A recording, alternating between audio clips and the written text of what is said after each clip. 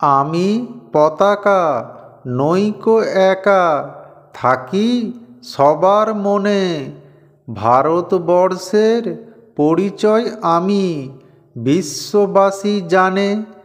তিনটি রঙে তৈরি আমি, সাদা, সবুজ আর গেরুয়া। সবাই ভালোবাসে আমায়, নবীন, প্রবীণ আর পড়ুয়া। আমাকে উত্তোলন করে মানায় স্বাধীনতা আর প্রজাতন্ত্র।